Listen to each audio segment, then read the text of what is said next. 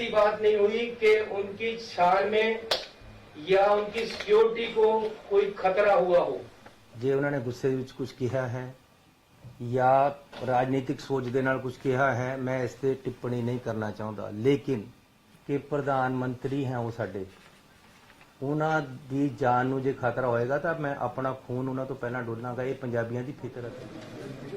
दौरा सी पंजाब का, उन्होंने फिरोजपुर दे विच आना सी, कुछ उद्घाटन ते नाल नाल उन्होंने एक पोलिटिकल रैली भी करनी सी। सो रास्ते दे विच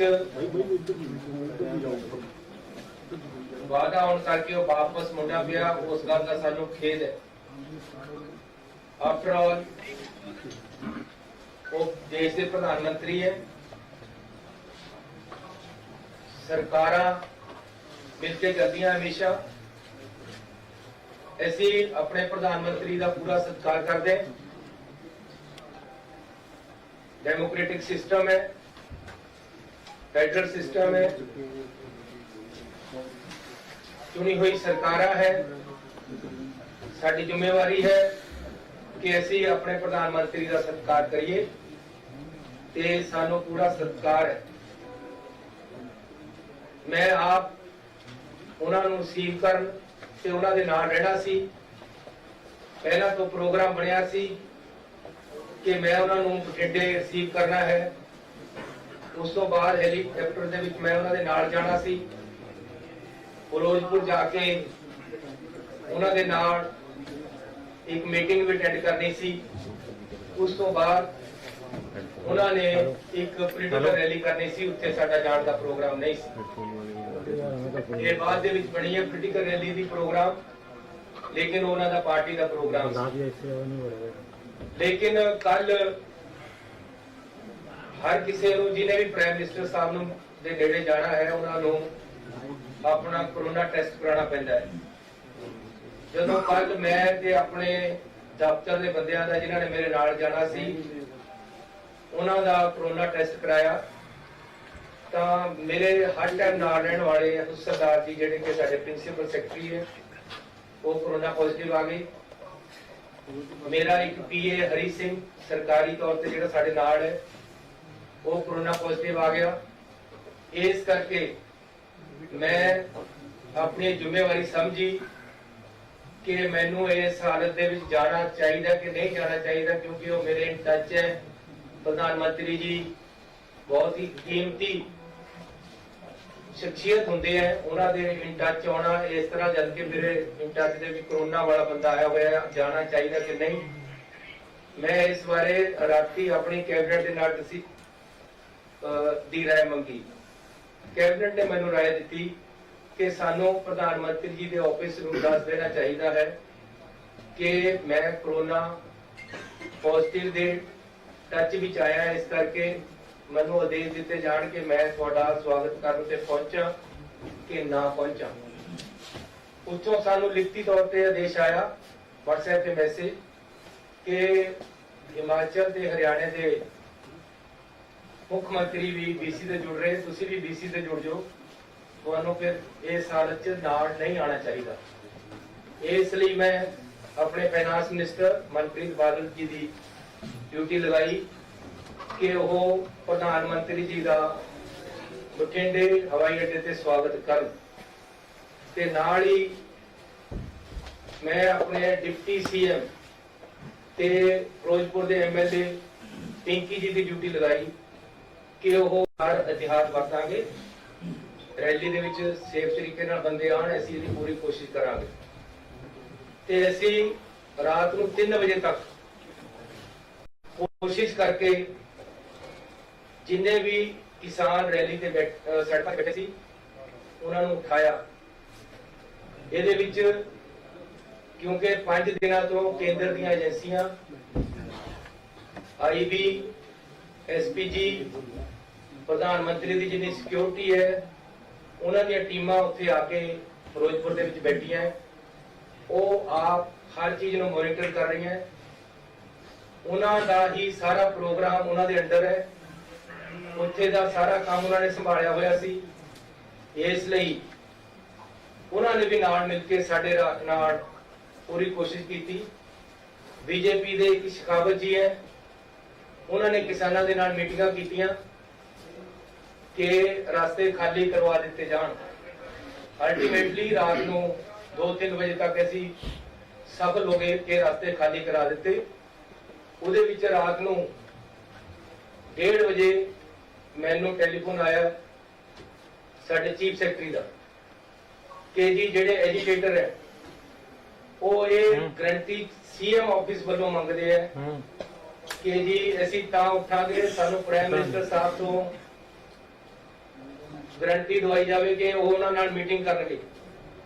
ਮੈਂ ਉਹਨਾਂ ਨੂੰ ਕਿਹਾ ਰਾਤ ਨੂੰ ਪ੍ਰਾਈਮ ਮਿਨਿਸਟਰ ਸਾਹਿਬ ਨਾਲ ਤਾਂ ਹੋ ਨਹੀਂ ਸਕਦੀ ਗਰੰਟੀ, ਤੁਸੀਂ ਮੇਰੇ ਆਫਿਸ ਵੱਲੋਂ ਡੀਸੀ ਤੇ ਲਿਖਾ ਕੇ ਦੇ ਦਿਓ ਕਿ ਅਸੀਂ ਤੁਹਾਨੂੰ ਪ੍ਰਾਈਮ ਮਿਨਿਸਟਰ ਸਾਹਿਬ ਦਾ ਟਾਈਮ ਦਵਾ ਦਾਂਗੇ, ਤੁਸੀਂ ਰਸਤੇ ਖਾਲੀ ਕਰ ਦਿਓ।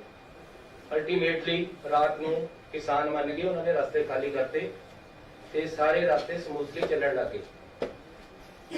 ਉਸ ਤੋਂ ਬਾਅਦ ਮੈਂ ਰਾਤ ਨੂੰ ਲਗਭਗ 1:45 ਵਜੇ ਆਈਬੀ ਦੇ ਡਾਇਰੈਕਟਰ ਸਾਹਿਬ ਨੂੰ ਟੈਲੀਫੋਨ ਕੀਤਾ ਹੈ। ਬਾਈ ਚਾਂਸ ਉਹਨਾਂ ਨੇ ਚੱਕਿਆ ਨਹੀਂ। ਮੈਂ ਡੀਜੀਪੀ ਨੂੰ ਕਿਹਾ ਕਿ ਉਹਨਾਂ ਦਾ ਮੈਨੂੰ ਨੰਬਰ ਭੇਜੋ ਪਹਿਲਾਂ। ਉਹਨਾਂ ਨੇ ਮੈਨੂੰ ਨੰਬਰ ਭੇਜਿਆ, ਮੈਂ ਆਪ ਉਹਨਾਂ ਨੂੰ ਕਾਲ ਕੀਤੀ ਕਿ ਹਾਲਾਤ ਬਿਲਕੁਲ ਕਲੀਅਰ ਹੋ ਗਏ ਆ ਉਹਨਾਂ ਨੂੰ ਦੱਸਣ ਵਾਸਤੇ ਤੇ ਉਹਨਾਂ ਦੀ ਰਾਏ ਪੁੱਛਣ ਵਾਸਤੇ, ਲੇਕਿਨ ਉਸ ਸਮੇਂ ਉਹ ਚੱਕ ਨਹੀਂ ਸਕੇ। 3 ਵਜੇ ਤੱਕ ਇਹ ਕੰਮ ਐਸੀ ਕੀਤਾ ਹੈ। ਸਵੇਰੇ ਲਗਭਗ 6:30 ਵਜੇ ਮੈਨੂੰ ਆਈਬੀ ਡਾਇਰੈਕਟਰ ਦਾ ਟੈਲੀਫੋਨ ਆਇਆ। ਪਹਿਲਾਂ ਮੈਂ ਨਹੀਂ ਚੱਕ ਸਕਿਆ, ਕੁਝ ਮਿੰਟਾਂ ਬਾਅਦ ਮੈਂ ਉਹਨਾਂ ਨੂੰ ਕੀਤਾ, ਉਹਨਾਂ ਨਾਲ ਡਿਸਕਸ ਕੀਤਾ। ਉਹਨਾਂ ਨੇ ਮੈਨੂੰ ਦੱਸਿਆ ਕਿ ਰਾਤ ਸਾਰਾ ਠੀਕ ਹੋ ਗਿਆ, ਸਾਰੀ ਪੁਲਿਸ ਨੇ ਬੜੀ ਮਦਦ ਕੀਤੀ ਹੈ, ਸਾਡਾ ਡੀਜੀ ਵੀ ਖੁਸ਼ ਸੀ, ਸਾਰਾ ਕੁਝ ਠੀਕ ਹੋਇਆ। ਇਹ ਰਸਤੇ ਐਸੀ ਜਿਹੜੀ ਰੈਲੀ ਹੋਣੀ ਸੀ ਉਹਨਾਂ ਵਾਸਤੇ ਖੁਲਵਾਏ ਸੀ, ਉਹਨਾਂ ਦਾ ਹੀ ਪ੍ਰੋਗਰਾਮ, ਕਿਉਂਕਿ ਤਾਂ ਕਿ ਕੋਈ ਰੈਲੀ ਵਿੱਚ ਆਉਣ ਵਾਲੇ ਬੰਦੇ ਨੂੰ ਅਸੁਵਿਧਾ ਨਾ ਹੋਵੇ।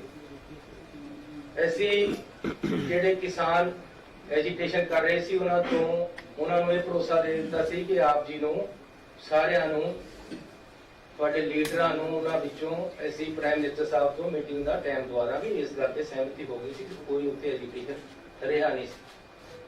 ਉਸ ਤੋਂ ਬਾਅਦ ਸਵੇਰੇ ਪ੍ਰਧਾਨ ਮੰਤਰੀ ਜੀ ਦਾ ਜਿਹੜਾ ਪ੍ਰੋਗਰਾਮ ਸਾਨੂੰ ਆਇਆ ਸੀ ਉਹ ਮੈਂ ਤੁਹਾਨੂੰ ਦੱਸਣਾ ਚਾਹੁੰਦਾ ਕਿ ਇਹ ਮਿੰਟ ਟੂ ਮਿੰਟ ਪ੍ਰੋਗਰਾਮ ਪ੍ਰਧਾਨ ਮੰਤਰੀ ਜੀ ਵੱਲੋਂ ਆਇਆ ਹੈ, ਉਹਨਾਂ ਦੇ ਆਫਿਸ ਵੱਲੋਂ ਆਇਆ ਹੈ। ਸਾਨੂੰ ਉਹਦੇ ਵਿੱਚ ਕੋਈ ਵੀ ਕਿੰਤੂ ਪ੍ਰੰਤੂ ਕਰਨ ਦਾ ਜਾਂ ਕੋਈ ਵੀ ਸਾਨੂੰ ਹੁਕਮ ਨਹੀਂ ਸੀ। ਸੀਟਿੰਗ ਅਰੇਂਜਮੈਂਟ ਵੀ ਪ੍ਰਧਾਨ ਮੰਤਰੀ ਜੀ ਦੇ ਦਫ਼ਤਰ ਤੋਂ ਆਇਆ ਕਿ ਪ੍ਰਧਾਨ ਮੰਤਰੀ ਜੀ ਕਿੱਥੇ ਬੈਠਣਗੇ, ਉਹਨਾਂ ਦੇ ਨਾਲ ਕੌਣ ਬੈਠੇਗਾ, ਦੂਸਰੇ ਪਾਸੇ ਕੌਣ ਬੈਠੇਗਾ, ਤੀਸਰੇ ਪਾਸੇ ਕੌਣ ਬੈਠੇਗਾ, ਹੈਲੀਕਾਪਟਰ ਦੇ ਵਿੱਚ 4 ਸੀਟਾਂ ਹੋਣਗੀਆਂ, ਉਹਦੇ 'ਚ ਕੌਣ ਬੈਠੇਗਾ, ਪ੍ਰਧਾਨ ਮੰਤਰੀ ਜੀ ਜਿੱਥੇ ਜਾਣਗੇ ਕਿਸ ਤਰੀਕੇ ਦੇ ਨਾਲ ਜਾਣਗੇ, ਜਹਾਜ਼ ਵਿੱਚ ਕਿੱਥੇ ਜਾਣਗੇ ਤੇ ਗੱਡੀ 'ਚ ਕਿੱਥੇ ਜਾਣਗੇ। ਟੋਟਲ ਪ੍ਰੋਗਰਾਮ ਜਿਹੜਾ ਬਠਿੰਡੇ ਤੋਂ ਫਿਰੋਜ਼ਪੁਰ ਜਾਣ ਦਾ ਬਾਈ 에ਅਰ ਸੀ। 3 ਹਵਾਈ ਅੱਡੇ ਜਿੱਥੇ ਹੈਲੀਪੈਡ ਉਹ ਫਿਰੋਜ਼ਪੁਰ ਦੇ ਵਿੱਚ ਬਣਾਏ ਗਏ ਤਾਂ ਕਿ ਪ੍ਰਧਾਨ ਮੰਤਰੀ ਜੀ ਕਿਸੇ ਵੀ ਜਗ੍ਹਾ ਉਤਰ ਸਕਦੇ, ਇੱਕ 'ਚ ਦੂਜੇ ਜਾਂ ਤੀਜੇ। ਇਹ ਵੀ ਅਸੀਂ ਕਿਹਾ ਕਿ ਜੀ ਮੀਂਹ ਦੇ ਵਿੱਚ ਹੋ ਸਕਦਾ ਕੱਲ ਨੂੰ ਮੀਂਹ ਹੋਵੇ। ਜੋ ਮੈਨੂੰ ਮੇਰੇ ਡੀਜੀਪੀ ਨੇ ਦੱਸਿਆ, ਉਹਨਾਂ ਨੇ ਇਹ ਵੀ ਦੱਸਿਆ ਕਿ ਅਸੀਂ ਉਹਨਾਂ ਨੂੰ ਕਿਹਾ ਸੀ ਕਿ ਬਰਸਾਤ ਵੀ ਹੈ, ਐਜੀਟੇਸ਼ਨ ਵੀ ਹੈ, ਜੇ ਕੈਂਸਲ ਹੋ ਸਕਦਾ ਪ੍ਰੋਗਰਾਮ ਕੈਂਸਲ ਕਰ ਦਿੱਤਾ ਜਾਵੇ, ਲੇਕਿਨ ਉਹਨਾਂ ਨੇ ਕੰਟੀਨਿਊ ਕੀਤਾ ਹੈ। ਉਸ ਤੋਂ ਬਾਅਦ 3 ਹੈਲੀਪੈਡ ਬਣਾਏ ਗਏ। ਹੈਲੀਕਾਪਟਰ ਮੀਂਹ ਚ ਉੜੇਗਾ ਇਸ ਗੱਲ ਦੀ ਛੋਟੀ ਸੀ ਉੱਪਰ ਉੱਥੋਂ, ਇਸ ਲਈ 3 ਹੈਲੀਪੈਡ ਬਣਾਏ ਗਏ। ਕਿਹੜੇ ਵਿੱਚ ਉਤਰਨਾ ਇਹ ਡਿਸਾਈਡ ਹੋ ਗਿਆ ਸੀ, ਲੇਕਿਨ ਚਕਮਾ ਦੇਣ ਵਾਸਤੇ ਇਹ ਸਿਕਿਉਰਿਟੀ ਦੇ ਆਪਣੇ ਤਰੀਕੇ ਹੈ ਕਿ 3 ਹੈਲੀਪੈਡ ਬਣਦੇ ਆ। ਉਹਦੇ ਵਿੱਚ ਮੈਂ ਤੁਹਾਨੂੰ ਪ੍ਰੋਗਰਾਮ ਦੱਸ ਦੇਣਾ ਜੋ ਸਾਨੂੰ ਆਇਆ ਸੀ। ਜਨਵਰੀ 5 9:30 ਤੇ ਡਿਪਾਰਚਰ ਦਿੱਲੀ 에ਅਰਪੋਰਟ ਤੋਂ, 10:25 ਤੇ 에ਅਰ ਅਰਾਈਵਲ ਬਠਿੰਡਾ 에ਅਰਪੋਰਟ, 10:30 ਤੇ ਡਿਪਾਰਚਰ ਬਠਿੰਡਾ 에ਅਰਪੋਰਟ 5 ਮਿੰਟ ਬਾਅਦ ਬਾਏ MI-17 ਹੈਲੀਕਾਪਟਰ, 11:05 ਤੇ ਅਰਾਈਵਲ ਕਿਲਾ ਚੌਕ ਹੈਲੀਪੈਡ ਫਿਰੋਜ਼ਪੁਰ। ਇਹ ਪ੍ਰੋਗਰਾਮ ਸਾਨੂੰ ਲਿਖਤੀ ਤੌਰ ਤੇ ਉੱਥੋਂ ਆਇਆ ਹੋਇਆ ਹੈ। ਕੋਈ ਵੀ ਸੋਚ ਨਹੀਂ ਸੀ के बाई रोड भी प्राइम मिनिस्टर साहब ਨੂੰ लेके जाना है। ना ही कोई प्रोग्राम सी, ਸਾਨੂੰ ਇਹ ਐਗਜ਼ੈਕਟ ਦੱਸਿਆ ਗਿਆ ਸੀ ਕਿ ਹੈਲੀਕਾਪਟਰ ਤੇ ਉਹਨਾਂ ਨੇ ਜਾਣਾ ਹੈ। ਇਹ ਮੌਕੇ ਦੇ ਮੌਕੇ ਉਹਨਾਂ ਦੀ ਏਜੰਸੀਆਂ ਵੱਲੋਂ ਅਫਸਰਾਂ ਵੱਲੋਂ ਮਿਲ ਕੇ ਮੌਕੇ ਦੇ ਮੌਕੇ ਸੜਕ ਦੇ ਰਾਹੀਂ ਲਿਜਾਇਆ ਗਿਆ। ਰਸਤੇ ਦੇ ਵਿੱਚ ਅਚਾਨਕ ਕੁਝ ਐਜੀਟੇਟਰ ਅਜੇ ਉਹ ਪਤਾ ਲੱਗਣਾ ਕਿ ਕੌਣ ਬੰਦੇ ਸੀ ਆ ਕੇ ਬੈਠੇ ਆ ਉਹਨਾਂ ਨੇ, लेकिन ਉਹਨਾਂ ਤੱਕ ਤੋਂ ਕਾਫੀ ਪਿੱਛੇ ਪ੍ਰਾਈਮ ਮਿਨਿਸਟਰ ਸਾਹਿਬ ਦੀਆਂ ਗੱਡੀਆਂ ਨੂੰ ਰੋਕ ਕੇ ਸਾਡੇ ਅਫਸਰਾਂ ਨੇ ਰਿਕੁਐਸਟ ਕੀਤੀ ਹੈ ਕਿ ਅੱਗੇ ਐਜੀਟੇਸ਼ਨ ਵਾਲੇ ਬੰਦੇ ਕੁਝ ਅੱਗੇ ਟਰਾਲੀਆਂ ਖੜੀਆਂ ਕਰ ਲਈਆਂ ਉਹਨਾਂ ਨੇ। ਆਪਾਂ ਨੂੰ ਬਿਹਤਰ ਹੈ ਕਿ ਵਾਪਸ ਜਾ ਕੇ ਕੋਈ ਹੋਰ ਆਲਟਰਨੇਟਿਵ ਰਸਤਾ ਜਾਂ ਹੈਲੀਪੈਡ ਤੇ ਚੱਲੀਏ, ਆਪਾਂ ਵਾਪਸ ਜਾਣਾ ਚਾਹੀਦਾ ਹੈ। ਕਿਸੇ ਤਰ੍ਹਾਂ ਵੀ ਕੋਈ ਅਟੈਕ ਵਾਲੀ ਜਾਂ ਪ੍ਰਧਾਨ ਮੰਤਰੀ ਜੀ ਨੂੰ खतरे वाली गल, सिक्योरिटी लैप्स वाली गल नहीं हुई है। ये एजिटेशन पंजाब दे विच चोणां आ रही हैं, रोज मेरे नाल भी हुंदे है। हर स्टेट दे विच जदों चोणां आउंदियां डेमोक्रेटिक सिस्टम है, कोई ना कोई सड़क ते आके बैठ जांदा है, इहदे विच हो जांदा है। रात भी मेरे पुलिस वालियां ने मैनूं कई बार टेलीफोन कीते कि जी असीं लाठी चार्ज करके इन्हां नूं पासे कर दईए, अरेस्ट कर लीए। मैं कहा नहीं, नेगोशिएट करके मनाओ, इन्हां नूं मनाओ किसी तरह भी। अल्टीमेटली असीं रात भी कामयाब होए हैं उन्हां नूं पासे करने विच और मनाउण दे विच। इहदे विच खतरे वाली कोई गल नहीं हुई। प्रधानमंत्री जी ते कोई हमला नहीं होया, ना ही इदां दी कोई सोच हुई है। पहला भी किसान एजिटेशन दिल्ली दे विच किसान ਚੱਲਿਆ, ਉੱਥੇ भी किसान बैठे रहे ਉਹਨਾਂ ਦੀਆਂ ਵੀ ਕੁਝ ਮੰਗਾਂ ਸੀ ਜਿਹੜੀਆਂ ਸਾਲ ਬਾਅਦ ਮੰਨ ਹੋਈਆਂ ਤੇ ਉਹਨਾਂ ਨੇ ਪੀਸਫੁਲੀ ਉੱਥੋਂ ਕਰਨਾ ਚੱਕ ਲਿਆ। ਅੱਜ ਵੀ ਜੇ ਕੋਈ ਪੀਸਫੁਲ ਪ੍ਰੋਟੈਸਟ ਰਸਤੇ ਦੇ ਵਿੱਚ ਕਰਨ ਆ ਗਿਆ ਤਾਂ ਇਸ ਨੂੰ ਪ੍ਰਧਾਨ ਮੰਤਰੀ ਦੀ ਸਿਕਿਉਰਿਟੀ ਦੇ ਨਾਲ ਜਾਂ ਉਹਨਾਂ ਨੂੰ ਕੋਈ ਖਤਰੇ ਦੇ ਨਾਲ ਨਹੀਂ ਜੋੜਿਆ ਜਾਣਾ ਚਾਹੀਦਾ। ਇਹ ਬਿਲकुल गलत है कि प्रधानमंत्री जी जब पंजाब में आए तो उनकी सिक्योरिटी लैप्सेस दिखाकर उनको खतरे के साथ कोई जोड़ा जा रहा है। ये राजनीति इसमें नहीं होनी चाहिए। We have every respect for our prime minister.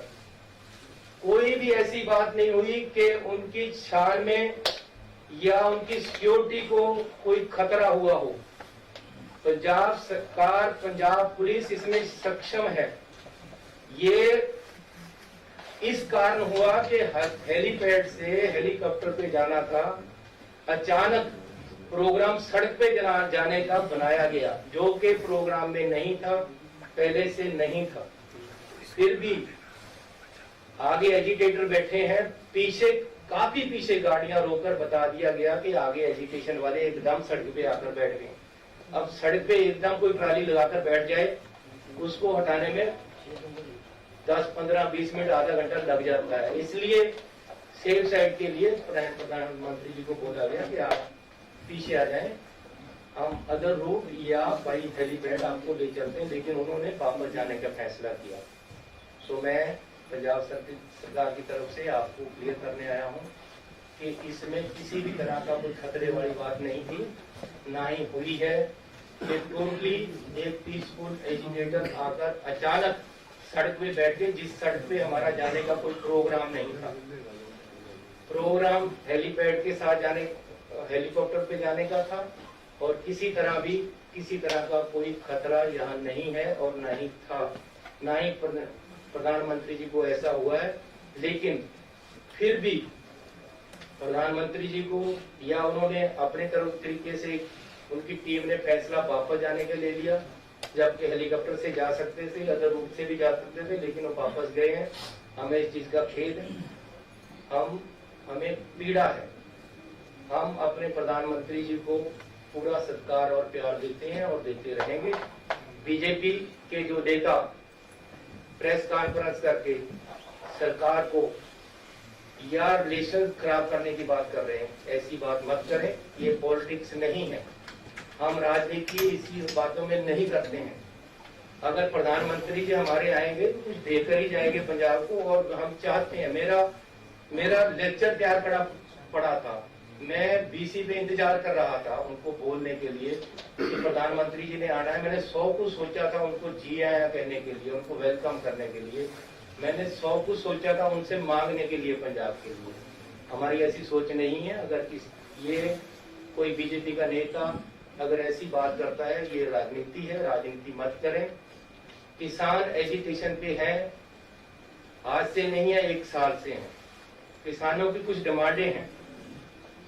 मैं अपने पंजाब के लोगों पे गोलियां और लाठियां नहीं चलाने वाला। प्यार से मैंने पूरी रात लगाकर उनको सड़क से उठाया और वो मोटिवेट होकर मेरी बात मानकर या सरकार की बात मानकर बीजेपी के नेताओं की बात मानकर प्रधानमंत्री से मिलने के आश्वासन के बाद उठ गए थे। उसके बाद कोई एजिटेशन नहीं था। इस रोड पे हमारा रूट प्लान नहीं था। अचानक कुछ लोग आकर बैठ गए हैं और उनको उठाया, प्यार से जा सकता था। कोई किसी तरह का खतरा या हमला नहीं हुआ है। तो फिर भी जो सिक्योरिटी लैप्सेस हुए हैं, अगर ये है तो हम इसकी इंक्वायरी भी कराने के लिए तैयार हैं और कराएंगे।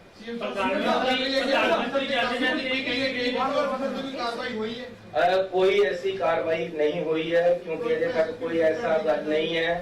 किसी तरह का प्रधानमंत्री जी से कोई खतरा नहीं सी। इस तरोड़ मरोड़ के गल होर पासे लिजाण की कोशिश किसी पार्टी वालों नहीं करनी चाहिए। ना ही कोई इदां दी गल है। We have every respect over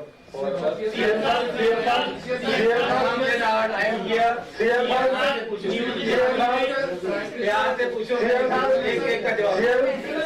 BJP ਦੇ ਲੀਡਰ ਤਾਂ ਕਰ ਹੀ ਰਹੇ ਨੇ, ਬਟ ਤੁਹਾਡੇ ਜਿਹੜੇ ਸਾਬਕਾ ਮੁੱਖ ਮੰਤਰੀ ਹੈ ਕੈਪਟਨ ਅਮਰਿੰਦਰ ਸਿੰਘ, ਉਹ ਵੀ ਕਹਿ ਰਹੇ ਕਿ ਬਹੁਤ ਵੱਡੀ ਲੈਪਸ ਹੋਈ ਹੈ ਕਿ ਅੱਜ ਹੀ ਜਿਹੜਾ ਰਾਸ਼ਟਰਪਤੀ ਰਾਜ ਲਗਾ ਦੇਣਾ ਚਾਹੀਦਾ ਹੈ। देखो आज नहीं तो 4 दिन लगना ही है। सानू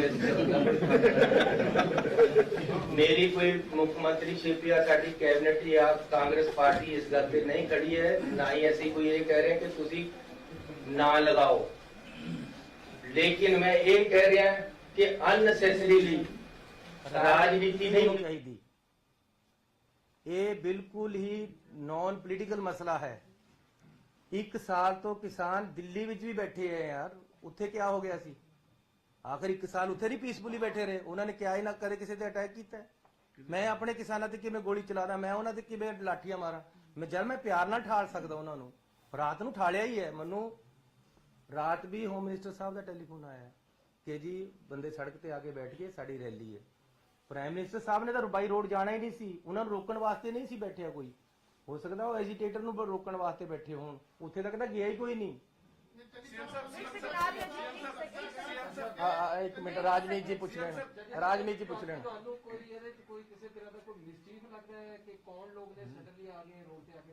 यार कोई ऐसी गल नहीं है। किसानां दीयां डिमांडां अजे कुछ खड़ियां हैं, इस करके वो रात मैनू अज तो 15 दिन पहला होम मिनिस्टर साहब का टेलीफोन आया, चन्नी जी वो लोग किसान रेलवे लाइन को रोककर बैठे हैं, आप उनको हटाओ। जम्मू कश्मीर और यहाँ कोयला आने की प्रॉब्लम है। ऐसे उन्होंने उठाया है, हमने उनको उठाया है। उनसे बातचीत करके यहाँ मैंने खुद बुलाकर मीटिंग की और उनको प्रेरित किया कि भाई नहीं, किसानों का भी नुकसान हो रहा है, देश का नुकसान हो रहा है, आगे भी कोयला जाना है, आप उठो, आप डिमांड बताओ। मैंने उनकी डिमांडें मानी है।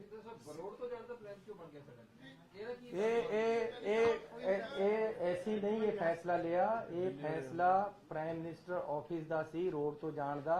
उन्हां नूं शायद हेलीकॉप्टर वालियां ने कहा होवे कि बारिश ज्यादा है या मौसम ज्यादा खराब हो गया, इस करके रोड चले गया। अदरवाइज ਇਹਦੇ ਚ ਕੋਈ ਸਿਕਿਉਰਿਟੀ ਲੈਪਸ ਵਾਲੀ ਗੱਲ ਨਹੀਂ, ਕੋਈ ਕਿਸੇ ਤਰ੍ਹਾਂ ਦਾ ਖਤਰਾ ਨਹੀਂ ਸੀ।